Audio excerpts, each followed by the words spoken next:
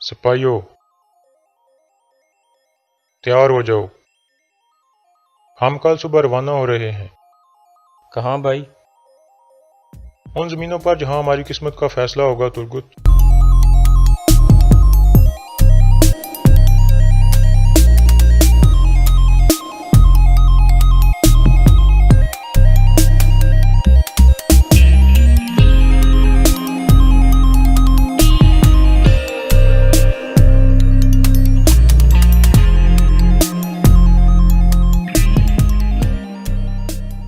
अस्सलाम वालेकुम नाज़रीन। इस किस्त के आगाज़ में हकीम अर्तुक सुंगर तेकन के ज़ख़म का इलाज करने के आखिरी मरहले में होता है। थोड़ी देर बाद वो बाहर आता है और हैमा खातून को बताता है कि आप परेशान ना हों, आपका बेटा इंशाल्लाह 3 दिन में ठीक हो जाएगा। फिर अर्तुल कहता है, मैं अब्दुर्रहमान की सूरत हाल भी जानना चाहता हूँ। हकीम अर्तुक कहता है, ठीक है, आप मेरे साथ चलो। दूसरी तरफ सलजान और हलीमा दुआन के पास पहुंचती हैं। सलजान कहती है, मुझे तुमसे एक मदद चाहिए। फिर वह दुआन को उस बूढ़ी औरत का पूरा वाक़या सुनाती है जो कबीले के बाहर मुर्दा हालत में मिली थी। सलजान कहती है, उन्होंने बूढ़ी औरत को मारकर मेरा कड़ा उठा लिया था और अब मुझे डरा रहे हैं। अगर मुझे वो कड़ा मिल जाए तो मैं साबित कर सकूंगी कि वो कातिल हैं और मुझे लगता है कि वो कड़ा आयतुल उनके खेमे में है। दुआन कहता है, लेकिन इसमें मैं क्या कर सकता हूँ। फिर हलीमा बोलती है, हम चाहती हैं कि तुम बानो जिजिक से बात करो क्योंकि बानो जिजिक आयतुल उनकी महफूज है और उस खेमे में आती जाती रहती है। दूसरी तरफ अर्तुल और हकीम अर्तुक अब्दुर्रहमान के पास पहुंचते हैं। अब्दुर्रहमान अभी तक बेहोशी की हालत में था। हकीम अर्तुक कहता है, जब तक जिंदगी है तब तक उम्मीद है भाई। इसके बाद अर्तुल कहता है, सुंगर तेकिन सफ़ेद दाढ़ी वालों के बारे में जानता है और उसने हमारी मदद मांगी है ताकि ओगेडे की फौज से तुर्कों को निकाला जा सके। हकीम अर्तुक कहता है, कैसे होगा ये? अर्तुल कहता है, उसके पास ओगस खान की मोहर है। हकीम अर्तुक चौंक जाता है। अर्तुल कहता है, अगर हम ऐसा करने में कामयाब हो गए तो ओगेडे की फौज कमजोर हो जाएगी और वो अनातोलिया पर हमला नहीं कर पाएगा और हम खून बहाए बगैर अपनी रियासत बचा लेंगे। हकीम अर्तुक कहता है, मैं इस काम में आपकी पूरी मदद करूंगा। फिर अर्तुल कहता है, मैं कल सुबह सोकर जा रहा हूँ। सुंगर तेकिन जब ठीक हो जाए तो आप उसे सफ़ेद दाढ़ी वालों से मिलवाने के लिए ले जाना। दूसरी तरफ ताजिर अफरासियाब नोयान से मिलकर वापस कबीले में पहुंच जाता है और अपने आदमी से पूछता है, क्या आप लोगों ने सामान लाद लिया है? आदमी कहता है, आज शाम से पहले हमारे ऊँट जाने के लिए तैयार होंगे। अफरासियाब कहता है, उनमें से एक को कल सुबह तक रोक लो, हम उसमें किसी और को भी लेकर जाएंगे। दूसरी तरफ गुंदोगदो एक बार फिर जेल में हमजा के पास पहुंचता है और कहता है, मैंने तुम्हें एक सिपाही बनाया, तुम पर एतमाद किया, लेकिन तुमने मुझे धोखा दिया, इसलिए मैं कल सुबह सबके सामने तुम्हारा सार उतार दूंगा। हमजा कहता है, ये आपका हक है और आप ऐसा कर सकते हैं, लेकिन मेरी एक आखिरी ख्वाहिश है, मैं आपके लिए कुछ करना चाहता हूँ और मेरे पास एक बहुत आम बात है आपको बताने के लिए। लेकिन गुंदोगदो उसको मारता है और कहता है, खामोश हो जाओ। दूसरी तरफ आयतुल गोंजा गुल से कहती है, तो आज शाम हैमा खातून ने सबकी दावत की है अपने खेमे में, तुम्हें ऐसे अच्छा मौका नहीं मिलेगा वो मोहर चोरी करने का। गोंजा गुल कहती है, आप परेशान ना हो, मैं वो मोहर लेकर आऊंगी। इसके बाद सब लोग हैमा खातून की दावत में पहुंचते हैं। अर्तुल कहता है, सुंगर तेकिन भी जल्द ठीक होकर इस दस्तरख्वान पर आ जाएगा। फिर हैमा खातून गुंदोगदो से आहिस्ता से पूछती हैं, सलजान नहीं आ रही? गुंदोगदो कहता है, नहीं। हैमा खातून कहती हैं, तुमने जो मुझसे वादा किया था वो मत भूलना, आज रात उसके खेमे में गुजारना। थोड़ी देर बाद सुंगर तेकिन भी वहाँ आ जाता है। सब खड़े हो जाते हैं। फिर अर्तुल और हैमा खातून उसे सहारा देकर दस्तरख्वान पर बिठाते हैं। फिर सुंगर तेकिन को एक चम्मच पकड़ाई जाती है। गुंदोगदो कहता है, ये चम्मच उस दिन से तुम्हारा इंतजार कर रही है जिस दिन तुम गिरफ्तार हो गए थे। फिर अर्तुल कहता है, हमारी वालिदा ने कभी उम्मीद नहीं छोड़ी, हालांकि हमने छोड़ दी थी। दूसरी तरफ बानो जिजिक रात को अपने घोड़े पर कंबल ओढ़ने के लिए जाती है। इतने में दुआन वहाँ पहुँचता है और पूछता है, खैर है बानो? बानो कहती है, मुझे ये सोचकर नींद नहीं आ रही थी कि मेरे घोड़े को सर्दी लग रही होगी। फिर दुआन कहता है, क्या तुम कुरको सरदार और इस कबीले की बेहतरी के लिए काम करोगी? बानो कहती है, क्या तुम्हें सलजान ने यहाँ भेजा है? दुआन कहता है, हाँ। बानो जिजिक फौरन वहाँ से जाने लगती है तो दुआन उसका बाजू पकड़ लेता है, लेकिन बानो फौरन पलटकर खंजर उसकी गर्दन पर रख देती है और कहती है, कोई भी मुझे सरदार और उनकी बीवी को धोखा देने का नहीं कह सकता।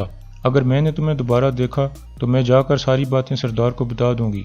लेकिन फिर दुआन फौरन पलटता है और खंजर बानो के हाथ से छीन लेता है और कहता है, हलीमा सुल्तान ने भी तुम्हें सलाम भेजा है और कहा है कि वो कड़ा तलाश करो जैसे सलजान ने तुम्हें कहा है। मैं तुम्हें ये पैगाम देने आया था। फिर वो उसे खंजर वापस करते हुए कहता है, पैगाम रसाओं को मत मारो, और वहां से चला जाता है।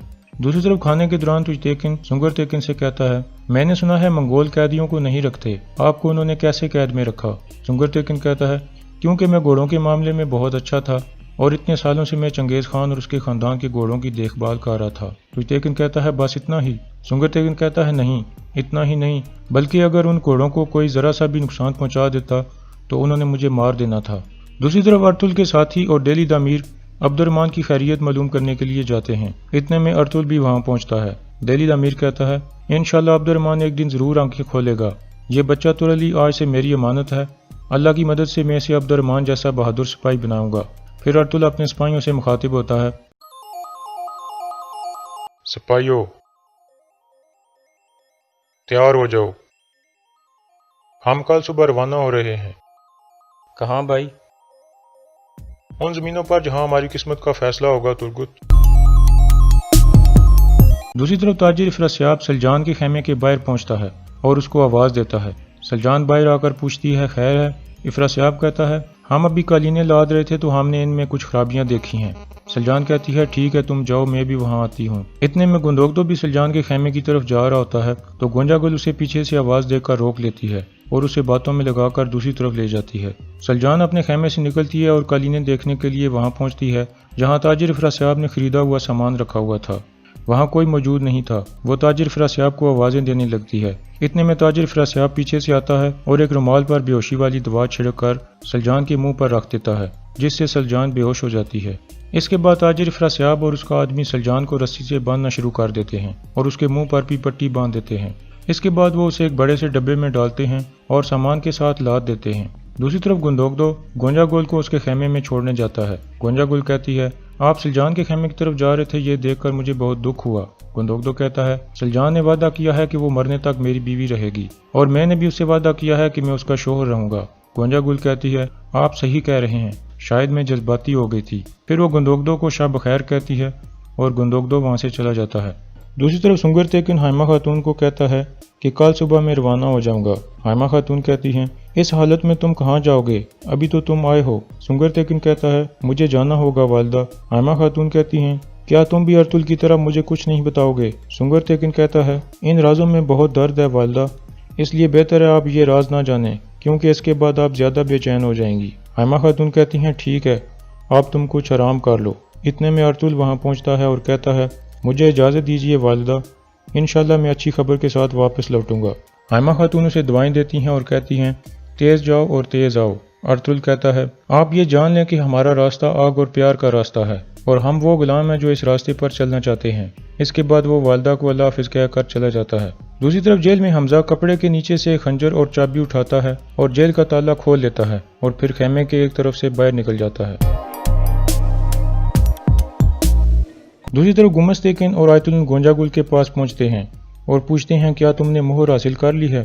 گونجا گل کہتی ہے ہاں۔ پھر وہ مہر نکال کر گمس تیکن کو دیتی ہے اور بتاتی ہے کہ میں گوکچے کے ساتھ خیمے میں داخل ہوئی تھی، گوکچے مجھے کپڑے دکھا رہی تھی، پھر وہ دوسرے کپڑے لانے کے لیے باہر گئی تو پیچھے سے میں نے مہر نکال لی۔ گمس تیکن مہر دیکھ کر کہتا ہے میرا مارگریو بننے کا وقت آ گیا ہے۔ گونجا گل کہتی ہے کیا یہ مہر آپ سعادتین کوپی کو دیں گے؟ گمس تیکن کہتا ہے ہاں، ہر چیز کی ایک قیمت ہوتی ہے، میں نے قیمت ادا کر دی، اب سعادتین کوپی کو دیکھنا ہے۔ اور یہاں اس قسط کا اختتام ہو جاتا ہے۔